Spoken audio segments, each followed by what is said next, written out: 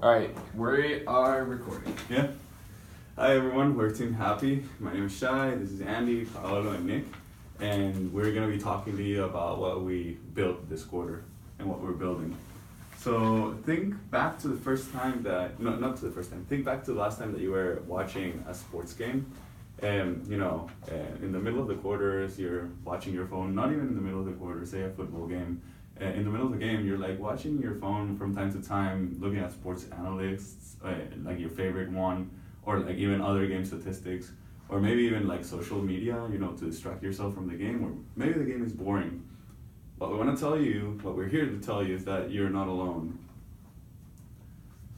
Actually, the story that we're going to tell you is about all those people, including yourself and myself, that sometimes are like multitasking during watching games. We surveyed around 600, and we found out that 85% of them use their phone while watching games. Not only that, they use it at least once every 15 minutes. We see a huge opportunity here. And why do they use it? Not only because they're bored, but also because they're looking for more entertainment. These are the findings that we got from our surveys. And this opportunity is the one that we're here to tackle. So what are we building? We're building a platform that allows you to connect and compete with fans that are watching the same game as you at the same time. So think of like challenges, prediction questions, and mini games triggered by what's going on in the game. So I'm gonna explain to you the 3 things that our product does with a simple example. So let's think back to the the Berkeley-Stanford game that happened 3 weeks ago. So I'm a Stanford fan, right? Clearly. So the first thing that our platform allows you to do is to have a real-time fantasy experience. So at the beginning of the game, or throughout the entire game, you get to choose 4 players out of any of the 2 teams that you believe are going to do good in the game. So let me show you around here. I believe that the quarterback of Stanford, Costello, was going to do good, and that the running back of Stanford, Love, was going to do a little bit good as well during the game, so I chose them. And then, just for funsies, I chose the quarterback of Berkeley, which, I believe is super bad, but why not put it there because, I wanted to take a chance. And after you choose those 4 players, the app tracks their performance during the game, and it gives you point depending on how they're doing in the game. If the quarterback does like a really good pass, or if Stanford's doing good and these players are involved in the play, then it gives you a lot of points. Now, this team multiplier, I'll explain it in a second. But this is the first thing that our platform allows you to do. Now, the second thing is that the app would ask you questions about what's going on in the game, the prediction questions that I was talking about. So this game in the third quarter, Berkeley was down 6-17, and as a Berkeley fan, you want to know whether an interception happened before the fourth quarter. So the app would ask you, do you think you're at the third quarter, and you're like, and the app asks you, do you think there's going to be an interception before the fourth? You would say like yes, no. It's more likely for an interception not to happen. So that's why. If you choose for an interception, it's more likely for an interception.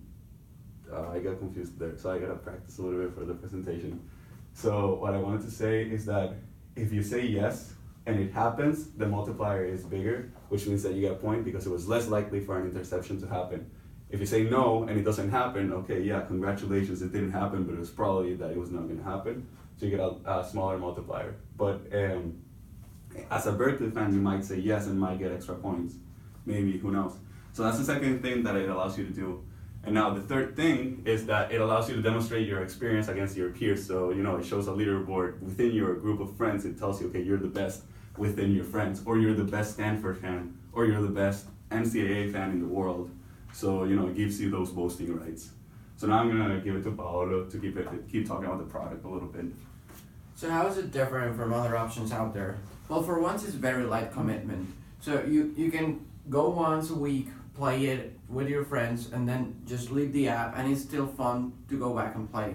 It is really engaging and very competitive. And that sort of, you get the option to see how you do against your friends.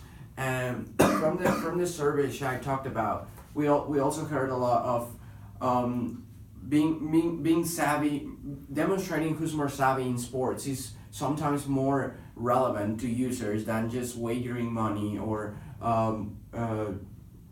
playing for the sake of fun, and it's real time compared to other options out there in which you play weekly or daily. This is real time to what's currently happening in the game. So we talked to a couple of people in different sports like Georgia Tech football team. We talked to the San Francisco Giants team, and we even talked to a couple of customers. And these are some of the things they have to say about the possibility of HaPi. So I'm gonna talk a little bit about the market.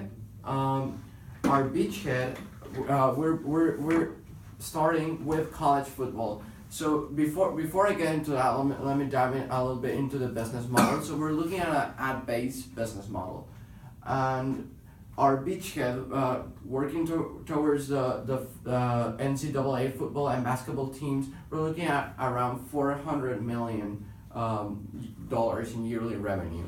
And we talked to people in these universities, and we have connections in all of them, and we're trying to work with them to implement this in these teams. And after that, our total addressable market would go to $3.4 billion, which totals to the NFL, NBA, plus the college teams' advertising revenue. So how would we reach our customers? So first, for our users, we're looking at non-scalable things. Friends and family, standing outside sports stadiums, working with student associations, direct team relationships. After that, we're looking at more scalable things, referral bounties. You get benefits in game. You get online campaigns. When we launch with other sports, we target the same users. Work with complementary services, stats websites or news websites. And for advertisers, which would be the base of our business model, we're looking at a very direct approach, starting with partnerships, ad networks, direct sales, and after that, self-service portal and search engine ads. So, in terms of the competition, HaPi is different because it's the only option that offers all of these three things available out there. We have the social aspect, we have the fantasy aspect, and we have the real-time engagement. So currently, there's no option that offers all three of them. There are a couple in the middle. We have Twitter and we have DraftKings and we have Messenger, which are sort of like trying to cover the gap, but we would be the only option like working towards all three of them. So I'm gonna turn it over to Andy to talk a little bit about technology. So this is the stack that we're working with. First of all, to provide the users with fantasy mini games, with questions and predictions about what's going to happen, we need to have a good understanding of everything that's happening in the games. This includes player statistics, the game situation, as well as historical data about both the teams and the players. So we would get this from several real-time sports data APIs that are available, and we'd feed this into our system, which contains a set of databases containing user information about which teams a user follows, which questions they're typically like to respond to, so that we can help selectively engage with users in the events that they care about. These two things get fed into our analytics engine, which analyzes this data to come up with good questions, to come up with the right ratings for players, and all of that gets fed into the HaPi app. This is the technology roadmap of how we're going to develop it, starting with just a mock-up of what the app's going to look like, pseudo real-time questions so we can take it to customers, get their feedback, and rapidly implement changes to come up with the best gameplay experience. This is where we are at present, and then we're moving to app development. We've already done some of the back-end and API development for the app, and now it's just over the next 6 months or so, taking that and building out the iOS interface so that customers can start to experience the app.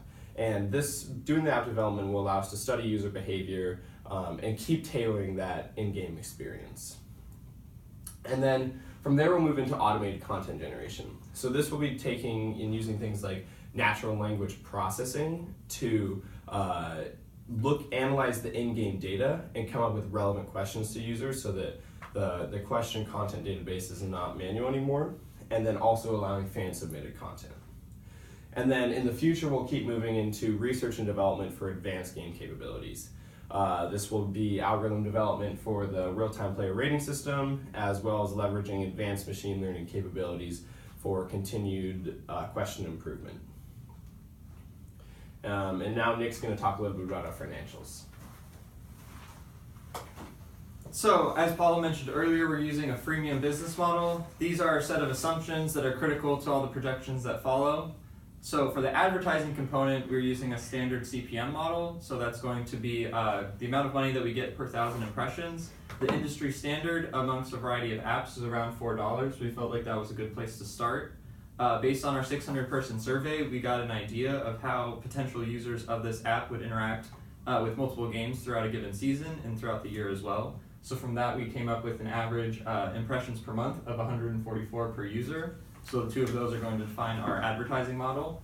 Then we also have the in-app purchase component where somebody could get a trivia question, and it could have 4 options. And if they spend some amount of money, they can eliminate 2 bad ones. So then they have like a 50% improvement for their prediction. So that's just like one example. And then like the standard for a variety of these apps is typically 5% in-app purchase rate and about $10. So we looked at about a quarter of that because we're kind of splitting the gap between games and social. So we figured that was a decent estimate to start. And then we chose a churn rate of 7% because that's going to be very critical for how our finances look, because we're going to have to keep pouring in more users in order to sustain long-term growth. And most apps have a pretty standard churn rate once they get through their first about week where they lose some percentage of their initial users. And then the ultimate takeaway is that our projections show 15 million monthly active users by year 5, and then $89 million in revenue in turn. And then I'll show you a little more detail on that in the next slides. So our revenue is directly related to our number of users, kind of related to the assumptions on the previous slide. Our user growth is a little bit faster than daily fantasy because we don't see people having to put money in, so we think it'll be a little bit easier. We also think the social-driven component of it that we're trying to drive will allow us to grow both larger and probably a little bit faster, but we're simultaneously going to be slower in our absolute growth rate than something like Twitch because there's a little bit more competition in this market as opposed to esports. And so you can see here, the first year we're not running ads, so we make no money. We have slow growth initially, so we make a little bit in year 2, and then once we start to kind of hit our stride, then we're able to grow to a reasonable number of users, which allows us to make $89 million in year 5. So the way that I view things in the social sphere is a lot of your funding is driving your marketing. That's going to be disproportionately where your money goes because you have to keep pouring new users in order to sustain growth. And then once you've reached your sizable user base, then you can kind of drive your own growth from there. So you can see here, kind of similar to the revenue chart on the previous slide, how our users are growing, and then that corresponds to the amount of cash that we would need in our funding rounds in order to get there. So similar to like an Instagram, we would be looking at a $500,000 seed round approximately in June because we're all graduating then, and as Andy mentioned for the technical stack, by then we hopefully have an initial app out with a little bit of traction just to show that we are driving and we are meeting the market where it stands. And then from there we'd need a Series A of about 5 million, which would last us about 18 months. It would get us through 2 basketball seasons and 1 football season, with our first football season being addressed by the seed round. And then from there we've ideally kind of figured out what gameplay mechanisms are working, and then we need a $15 million Series B round to get us to cash flow neutral by year 4, and then from there we should be profitable. So this kind of summarizes some of that in our timeline. So like I said, we're looking to get an alpha as soon as possible to hopefully get a little bit of experience around March Madness, and then we would have some portion of our beta completed by June when all of us are set to graduate, and then from there, our critical date is getting things ready in a ready state by the beginning of the college football season this upcoming year. We have our head count across the bottom, so we're trying to keep it fairly lean initially until we've shown that we both have an app and we're showing a little bit of traction, and then from there we would grow, dependent on how successful the app is. So I'm going to hand it back over to Shai to tell you a little bit more about the team. Hi, so why are we the correct team to do this? Why are we the best ones? Well, let me start with Andy. Andy is a tech guru, and he has a ton of experience with machine learning and rapid prototyping. He's worked at Trevice, which is a startup that he has started with some friends, and he worked at L3 Communications. Now, Paolo has amazing experience in marketing. He has this incredible intuition on how to portray everything so that it transmits the message the most efficient way possible. He has experience in consumer marketing in Procter & Gamble and product management at Weiser Fans, which is another sports firm, so that gives him a lot of intuition in this product specifically.